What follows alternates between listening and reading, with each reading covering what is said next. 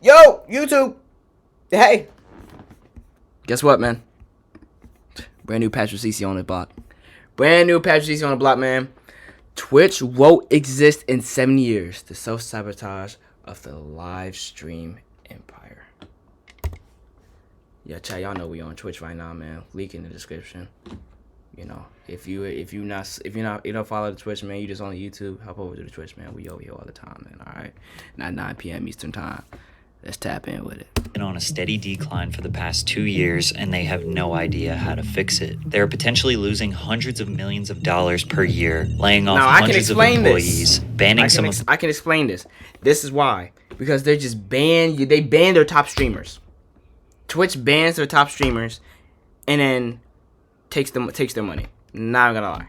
Their most important creators, implementing useless features, and are constantly proving how little they know or care about the live streaming community. Twitch has been the biggest live streaming platform for the better part of a decade, but there is some competition on the horizon. Although it wouldn't take much for YouTube to put Twitch out of their misery, it's very likely that their collapse will come from their own self-sabotage. First and foremost, Twitch's financial stability is confusing, and although they reported $2.8 billion in revenue in 2022, it's unclear how much of that, if any, was profit. Now look, I love Twitch. I ain't going nowhere else. Alright? Twitch is Twitch. I ain't got no problem with Twitch. Twitch, I love y'all, man. I love y'all. I'm growing my platform on here. Twitch is cool as hell. One Kick on a come up. That's what it look like. But see, my problem with Kick is there is no TOS. There's no TOS over there. So you can do anything. You can literally do anything on Kick and won't get in trouble for it. And won't get banned. Like, the fuck? Chat, y'all never see me go on Kick, bro. Guaranteed. However, there are a lot of implications that suggest the company is struggling to be in the green. Twitch's 4 ways of making money are through subscribers, who pay $5 a month to get an ad-free experience, as well as other small benefits. In-app purchases, which include bits, a digital currency that users can purchase to donate to streamers. Partnerships with brands and sponsors, and of course, the number one, advertising. We don't know how many total paid subscribers there are on Twitch. I did find this metric from Stream Hatchet that says in April of 2021, Twitch had 8.7 million subscribers, where 43% of them were Amazon Prime subs. A Prime subscriber is... Chat, man, if y'all got that Prime, man, go on, sub up, man. It's free. Someone who gets an y'all don't have to, man, but it's going on free experience for $0 since they already have an Amazon Prime membership because Amazon owns Twitch. Therefore, Twitch doesn't make any money on that sub. In fact, you could argue they're losing money since viewers are paying $0 and not getting ads, and Twitch has to pay creators $1 and some change for that Prime sub. Anyways, this graph indicates that in the month of April, Twitch had 4.7 million paid subscribers, times $5, which is 23.5 million, times 12 months average, which would be about $282 million in sub revenue in 2021. But Twitch on average receives between 30 and 50% of that money, because for affiliate streamers, Twitch takes 50%. Yeah, they take 50% of everything, bro. So y'all can sub up right now, and I'm getting half of it, and then Twitch is taking the rest. Or $2.50 of the $5 subscriber price, and for partners, they take 30%, or $1.50 of the $5. So if we favor the high end of 50%, that would equal $141 million in subscriber revenue that goes to Twitch. But if Stream Hatchet's estimation of Twitch only having 4.7 million paid subscribers per month is wrong, and they actually have around 10 to 20 million paid subscribers per month, that would bring Twitch's cut between $300 and $600 million per year. Some people argue that Twitch taking a 50% cut of sub revenue is just an act of greed because most of their money comes from advertising. Right. Now, I mean, but chat, like those ads y'all get, I get chump change off of that. That's all Twitch. They're getting their bag off of that. I'm getting nothing off of that. I'm getting barely anything off of the ads. I'm getting I'm getting pennies. I'm getting chump change. I'm not complaining about it, but that's what it is. I'm getting chump change off of that. So that's what I'm saying. The 50-50 cut ain't as cool. Honestly, kind of hypocritical because they're getting most of their revenue and most of their bag from the advertisements, from those ads y'all watch in the beginning of the stream. And the ads I can hit y'all with right now, which I will. No, I'm playing. I ain't gonna hit y'all with ads. But like, yo, I mean, I understand that's how they run it. That's how they run their platform. But like, if you're a partner, even as a partner, it's a 70-30 split. Like, the streamers getting 70, and then the Twitch is taking the rest of taking 30. Even that one I kind of don't like that, bro. I really don't. But again, that's how they run their business. I can't tell them how they run their business, man. They're gonna do what they do, man, and I ain't got no problem with it. But it just don't make sense to me. Excuse me. It just don't make sense to me sometimes. You know what I mean? So, like, biggest thing was when Kai did his subathon, right?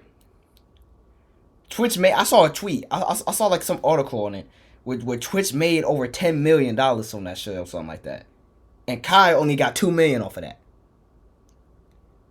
He was streaming for a month straight, got $10 million.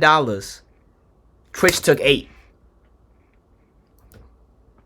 It's a little crazy. 141 to $600 million is nothing to scoff at, but compared to 2.8 billion, I could see why people make the claims. However, it seems like Twitch needs this money to keep their business from failing. According to a blog post in November 2022, where Twitch president Dan Clancy, who is now the CEO, announced that creators who make over $100,000 in sub revenue will no longer get their 70-30 split. It will go down to 50-50, and over time, all creators will split the sub revenue 50-50 with Twitch. Why? Well, because it's too expensive to run Twitch. Delivering high definition, low latency, always available live video to nearly every corner of the world is expensive. Using the published rates from Amazon's Web Services Interactive Video Service, or IVS, which is essentially Twitch video, live video costs for a 100 CCU streamer who streams 200 hours a month are more than $1,000 per month. Now, what they said here is very misleading. If you want to start your own live stream platform, you can pay for Amazon IVS, or basically Twitch's infrastructure. The problem with Dan's statement here is there is simply no way Amazon is charging Twitch the same rate that anyone else would be charged for using IVS. Why wouldn't Amazon do that? As I'm in the midst of applying for rent. Well, again, because Amazon owns Twitch. Amazon would charge me or you $1,000 per month to deliver HD live video to 100 concurrent viewers at 200 hours a month, but they likely charge Twitch at least 50 to 90% less than that. In fact, nobody has any real idea of how much it costs to run Twitch. Obviously, you have employee compensation with thousands of employees, but more importantly, billions of dollars per year in energy costs to maintain those servers and deliver perfect quality on-demand streaming all over the world at any given moment. And although we don't know those costs, we could pretty safely say that taking a higher percentage from their partners is not going to cover the expenses. Now, regarding how much Twitch makes from bits, it's unclear, but I'm sure most streamers can agree that bits donations are nowhere near as common as subscribers. It was reported that Twitch generated $185 million from in-app purchases. I'm not sure if this includes subscribers and bits together, or if it's just bits and other microtransactions like badges, gift cards, and the loot cave. Either way, we are learning that at best, Twitch is generating roughly $750 million from subs and in-app purchases, or at worst, $185 million. Regardless of what the real numbers are, we know that without a doubt, Twitch could never survive on just paid subscribers and in-app purchases, which means that likely the $2+ billion in revenue they generated in 2022, pretty much it comes from advertising and brand partnerships. The problem with this is advertisements are destroying the viewer experience. Creators have a terrible revenue split with Twitch, which has led to a near 10% decrease in It's like, bro, like y'all could be watching right now and those ads can hit out of nowhere. I won't even hit them. Like, I be in Lily's and Kane's stream, bro. I be chilling and an ad and like 5 ads. I just gave her 5 ads and they don't even be hitting the ad button. I don't know if that happens over here. It probably does, but like dog, like why? I didn't hit the ad button. Like, and then all of a sudden y'all get 6 ads out of nowhere. I didn't even do that. That's Twitch. Average viewership and watch time for the past 2 years. We all know how annoying ads can be. Besides when I do them, because today's video is sponsored by Aura. Have you ever Googled your name and seen yourself on one of those strange sites called Robocall? And these are free for 2 weeks using my link, aura.vpn, as you online. You can /PatrickCC to start your 2-week free trial. Link in the description. Thanks, Aura. On an average Twitch stream, a viewer will get a minimum of 3 minutes of advertisements per hour. However, in late 2022, Twitch announced the rollout of the Ads Incentive Program, where they encourage streamers streamers to run 8 to 10 minutes of ads per hour. Multiple minutes of ads being displayed consecutively will result in viewers either leaving the platform or clicking off to another streamer. The only problem is every time you click on a new stream, you will get hit with another non-skippable 30-second ad. There is no way to skip the ads. There is no way to escape the ads, and there is no way to rewind the stream and see what you just missed. This has led to a near 10% decrease in hours watched and average viewers from 2021 to 2022. Both of those metrics are also down in 2023 by 5%. Simply put, there are too many ads on Twitch, but that's a good thing for the company, right? Well, not exactly. Twitch does not have an immense amount of data on who their viewers are because there isn't a whole lot to do on the platform to track it. Think about YouTube, TikTok, and Instagram. In just a few minutes, you will be exposed to a large variety of different niches, and you are actively pressing the like button or stopping to engage with the content. The amount of specific information you give about yourself without realizing is just data that gets organized. And plus plug channels on YouTube, so people... Yeah, wait on them. A lot of people do, man. A lot of people do.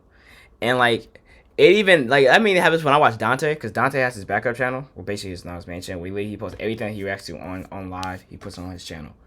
That's basically what I'm doing here. Just in case if y'all get hit with an ad, y'all about to get on YouTube. You know what I mean? So y'all won't miss nothing. It'll be on YouTube. Okay, so that's how a lot of those, even on TikTok. They got them on TikTok, bro.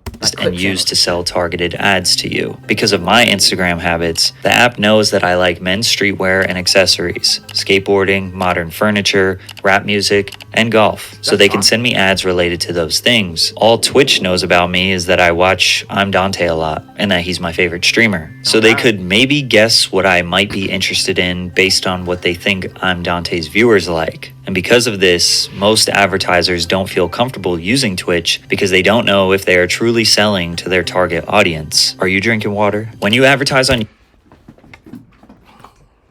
You got it, Pat. I got you, bro. Got to get water break, chat. Drink your water, man. It's good for you.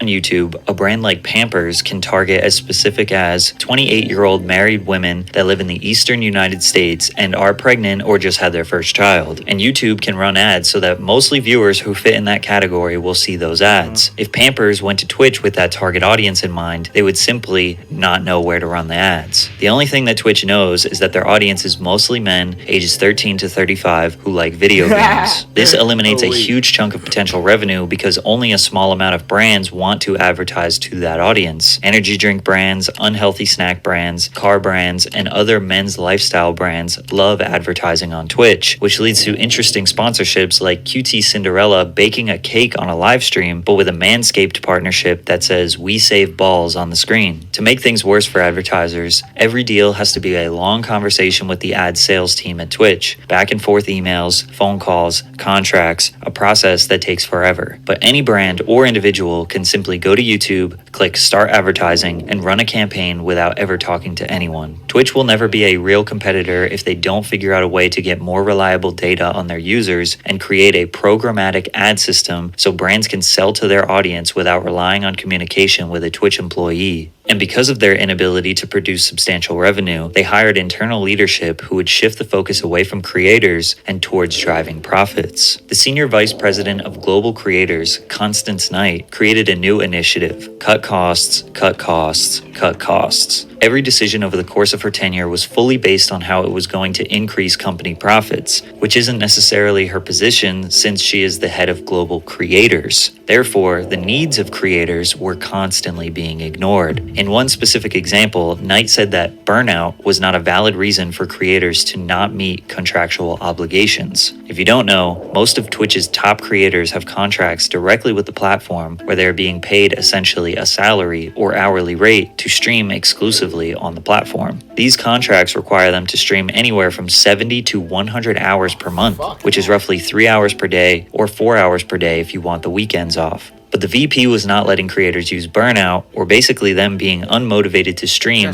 as a valid excuse to not meet their monthly stream. It's easy to get burnt out, bro.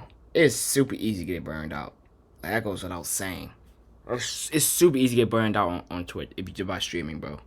It's super easy. When you're streaming, and then we're streaming, and you're also making videos, and then you're playing games. But then you make those games into gaming videos. You're editing videos, and you're streaming for the people. And then plus, you also gotta deal with it. If you got that type of community, you got a toxic community that always gonna be demanding you. Yo, new Uzi drop. Yo, young boy, you gonna rap young boy, rap the young boy. Yo, no one wants to watch the video. Watch young boy, rap the young boy. Oh, you're L. Like, that's like no one wants to deal with that. You know, that creates a lot of burnout. Luckily, we ain't like that over here, bro. We ain't like that. And then someone came up in here on that. Yo, we got the young boy. Yo, this video's an L. Yo, why you look like that? You're an L. They're getting banned. Now I know I will deal with that in the future years when I keep doing this. But like, a lot of communities are like that for real. And so it's easy to get burnt out with this. But you cannot tell me that burnout is not an excuse. What do you mean? What do you mean that's not an excuse? I'm burnt out because I'm doing all this work, streaming for 70 to 100 hours a month for you just to get a 50-50 split? Really? That don't mean no sense to me. Stream requirements, which led to Twitch employees feeling like the company was losing its way. 12 Twitch employees had gone to HR or logged complaints with their superiors overnight. 5 had left the company citing night as a reason. I actually switched from Chrome to Opera GX a while ago just because I was so tired of Chrome being the absurd resource hog that it is.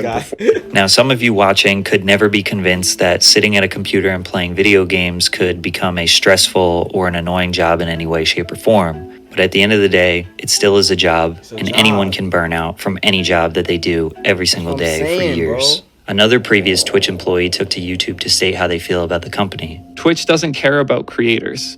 Twitch cares about looking like they care about creators. Everything Twitch has done for the last 4 years has been with the goal of feeling like they understand and care.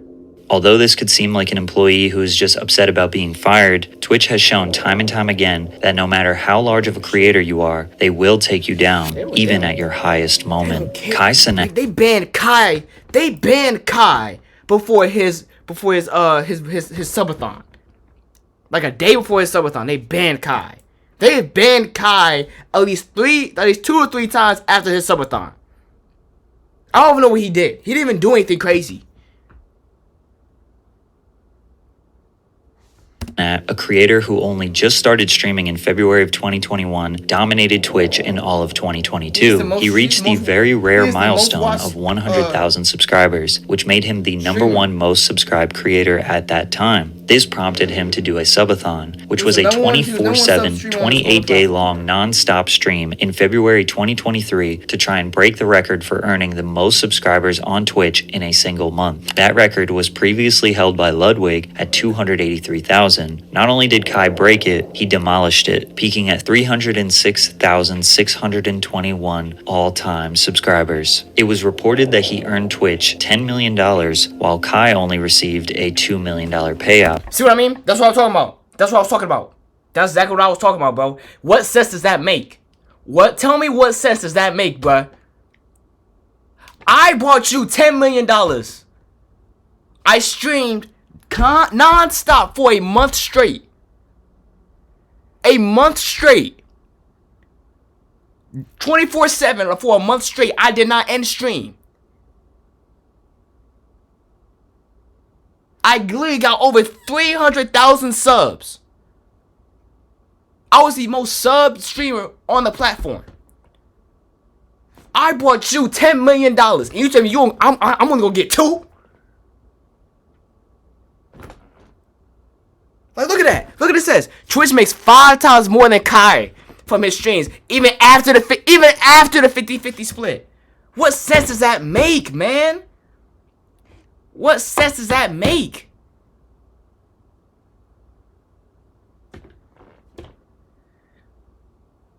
He just bought you a bag.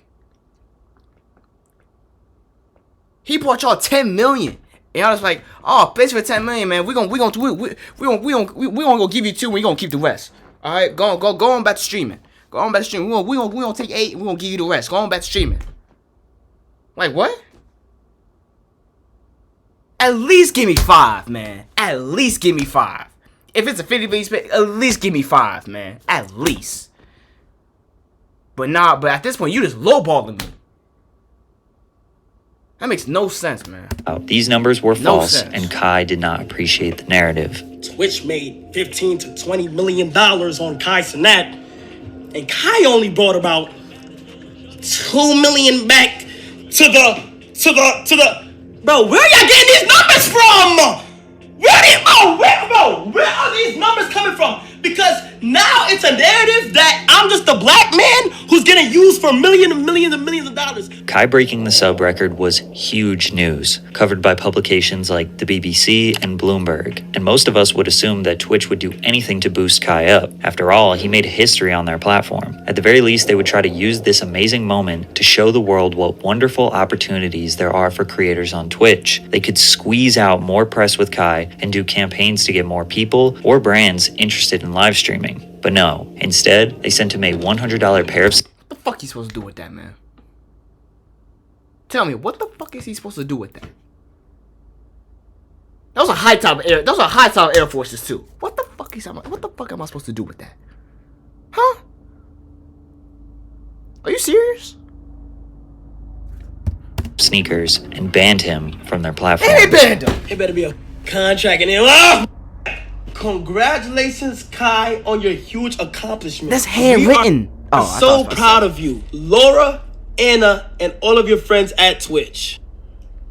What the fuck is he supposed to do with that? That's something like my mom can make.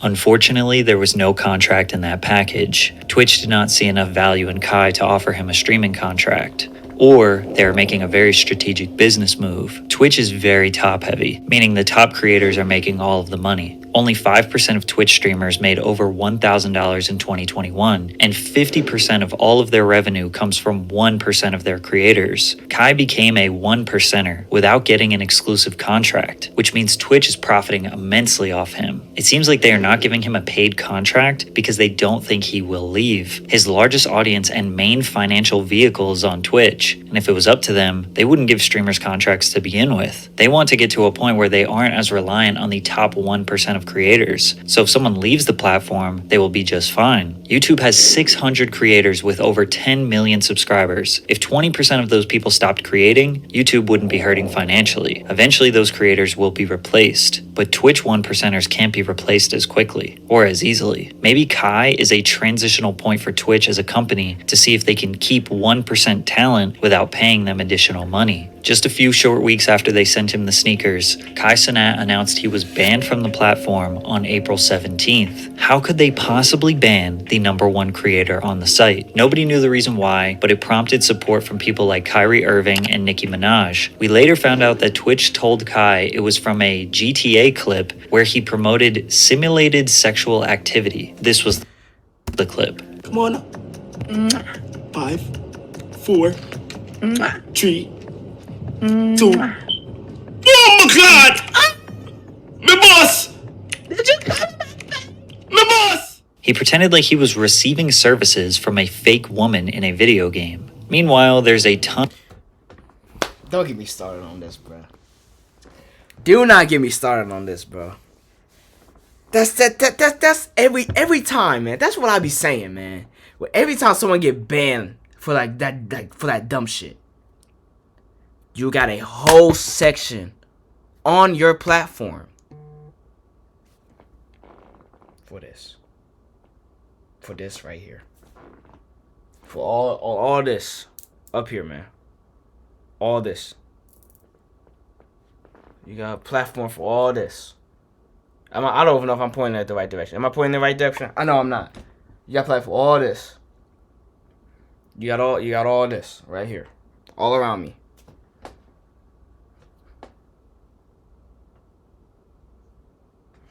I don't get it, man. I literally don't get it. ton of real borderline sexual activity on that website, let alone simulated. Twitch is just reminding him that he, no matter how big he is, will not be able to break the rules, and everyone knows Twitch's terms of service are extremely unclear. In 2019, Brazilian Twitch streamer Gabriel Baptista received a suspension because he showed a Pink Floyd poster during his broadcast. Faria was banned for wearing gym clothes that Twitch claimed looked like lingerie. Deller was banned for smashing a keyboard over his head, and Dr. Disrespect was banned for Here for the Dunkin' Run campaign commercial. They never told him why. Sadly, Kai's ban is just one of an extremely long list of incredibly stupid bans that Twitch has given out and will continue to in the future. So with Twitch continuously making the wrong decisions when it comes to profits, employees, and creators, is competition a real threat to their company? Recently, the live streaming platform Kick has made some noise after their $30 million plus deal where they exclusively acquired Aiden Ross. Kick works and looks exactly almost like Twitch. The main difference is that they have a much more lenient terms of service. Streamers can gamble, say and do just about anything they want without getting banned, and the biggest thing is that they are offering creators a 95% cut of their subscriber revenue. Jared FPS, a Kick streamer, highlighted his Kick earnings at $3,800 for 800 subscribers, which would be about $2,000 on Twitch. However, I don't think this is going to be enough to really compete with Twitch. Think about all of the problems I highlighted in this video. Kick is going to have to deal with all of those same problems, but more importantly with advertisers, they will be targeting the same niche as Twitch, but with less censorship and more risque content, advertisers will feel even less comfortable than they already do with Twitch. But the biggest problem is, Kick is built on Amazon IVS. Remember when Twitch said it was too expensive to run Twitch on IVS? Well, Kick uses the same infrastructure. The difference is, Kick is likely paying at least 20 to 50% more than Twitch is to keep their business operating. So in a way, no matter how successful Kick gets, they will be paying millions, if not billions, to Amazon, who could use that money to fund Twitch. Now, YouTube gaming, or their live streaming sector, could very well be a threat. The worst part about YouTube is that the live streaming experience is just not as good. The chat is chaotic and hard to read. You can't look at chat logs, which makes it really hard to moderate. The raid feature is terrible. The discovery page for live streamers actually looks like they don't update it. And they lack many of the small features that make Twitch streaming more dynamic and more fun. Yet even with all of those downsides, YouTube still holds nearly 15% market share in the live streaming space. So why is YouTube a threat? It's very simple. YouTube has 2.5 billion monthly active users compared to Twitch's 140 million. YouTube has a strong and reliable ad revenue system, which generated $29 billion last year. Plus, they are offering 70-30 splits for streamers. And if you build a following up as a streamer on YouTube, you now have a whole YouTube channel that you can post regular videos on. You just built yourself 2 assets at one time. Most Twitch streamers have to post clips of their streams on YouTube in order to grow. And even still, the translation is not that great, and they end up being more popular on YouTube. If YouTube just got their live streaming page to operate exactly like Twitch or Kick, which wouldn't really be that hard for them, it wouldn't make any sense for small streamers to use Twitch. 1% streamers like Hassan and XQC wouldn't immediately jump ship, or maybe never because they already have a huge following. At the same time, everybody has a price. Nobody thought Ludwig would switch platforms, but he did. So why hasn't YouTube tried to take over? Especially since I claim it'll be so easy for them. Maybe they just don't see live streaming as a worthwhile business investment. Think about everything I mentioned in this video. All the hurdles, all the expenses, all the bans, moderation, discoverability issues, creator contracts, advertiser uncertainty. Maybe YouTube thinks that live streaming will never be as profitable as video on demand, film, sports entertainment, and music streaming. Maybe live streaming will always be considered a niche subgenre of the entertainment industry. Until YouTube sees a bar packed full of people paying a $10 cover to watch Hassan debate Aiden Ross or Kai Cenat and 21 Savage react to Drake memes, they probably won't even bother. So what should Twitch do? Well, they definitely need to figure out a middle ground with ads. They need advertisers to pay the bills, and we as viewers understand that. Maybe a feature could be implemented that allows viewers to skip an ad or two just in case they pop up at a crucial time in the stream. Maybe even a feature that allows viewers to watch ads for a reward, or uninterrupted ad time when there's some downtime in somebody's stream. Kind of like how mobile games will allow you to watch an ad for a reward. Or you could exchange personal survey information for less ads. It's invasive, invasive, but hey, they're going to try to do that anyway. And after they improve their ad system, just keep the 70-30 revenue split with all creators, big or small. Most platforms provide a better split than that, so that's the least they can do. Also, more clarity and consistency when it comes to streamer bans seems like a very fair ask. Just tell people why they were banned in detail. Yeah, Timestamp it, provide a clip. Every single time someone is banned, it should be the same process. Most importantly, they need to improve discoverability for small/medium-sized creators. Twitch streamers relying on YouTube or TikTok to gain a following is absolutely ludicrous. Twitch is way too reliant on the 1%ers, and they're way too reliant on other platforms. Ultimately, I want to see Twitch win, and the streaming community wants to see them win as well. I think live streamers are incredibly underrated in terms of their entertainment value and ability to hold an audience for hours on end. But if they don't make these critical improvements, and YouTube just decides to invest $1 billion into making YouTube gaming a fierce competitor, I think Twitch could be on the verge of going out of business 5 to 10 years down the line.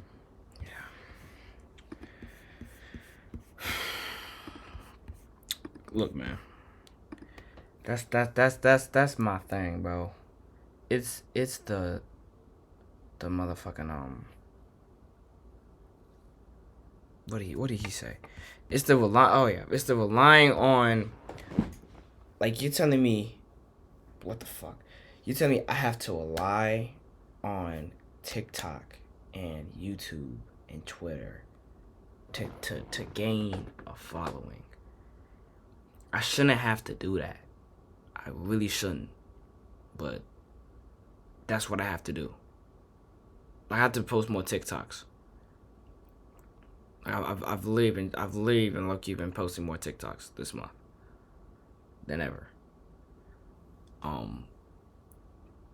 Twitch, it doesn't like, the things they do over there just don't make any sense to me. Okay, the things we do over here. Now, the part when he said, like, when you get banned, they don't, like he said, they don't do a good job explaining what you did. They don't. It's like they just want you. Hey, we banned you. Go on, take your L, sit out for the next week or two, and then we'll unban you. Okay, what did I do? We can't say right now. Go on and take your L, sit down for about a week or two, and then we'll unban you, and then you can come back and stream and give us your money. What? Like, what?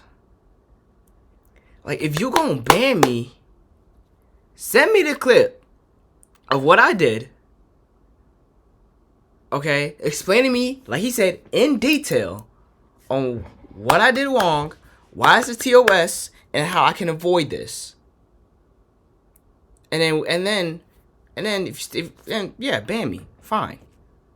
But don't going around banning people and not explaining to them why I got banned. Don't do that shit. That's just not cool. Twitch, I love y'all. I ain't going nowhere, but y'all gotta treat us better, man. Okay. Even the little upcoming streamers like me and Lily, Kane, Tazzy, Lith, a lot of us, man. We trying to grow on your platform, bro. Okay, so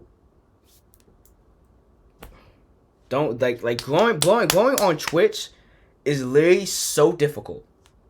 It is so difficult because they don't. I feel like Twitch can do a better job. I feel like Twitch should have like a category for up and coming streamers, just nothing but up and coming streamers. Cause there's a lot of us. Like, it should be a category for none but up and coming streamers, bro. It's all for us, but nah, they just don't. So I don't know, man. I ain't going nowhere, but Twitch, y'all gotta get their shit together, man. All right, I'm out of here.